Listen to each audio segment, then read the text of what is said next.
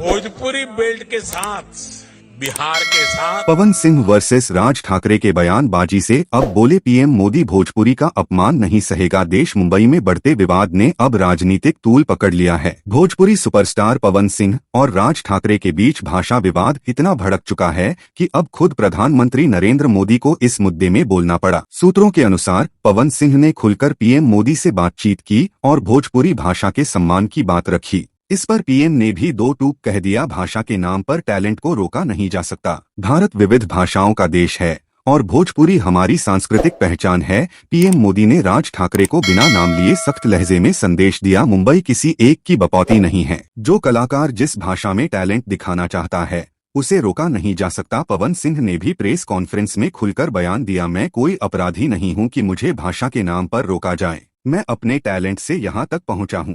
कोई ठाकरे हो या टक्कर वाला, पवन सिंह को मुंबई से कोई नहीं हटा सकता। इस बयान के बाद सोशल मीडिया पर भूचाल आ गया, जनता भी भड़क गई। राज ठाकरे कौन होते हैं किसी की भाषा तय करने वाले? अब सवाल साफ है, क्या राज ठाकरे को अपनी मर्यादा में रहना चाहिए या फिर मुंबई अब सबकी है, भाषा की नहीं टैलेंट की लड़ाई।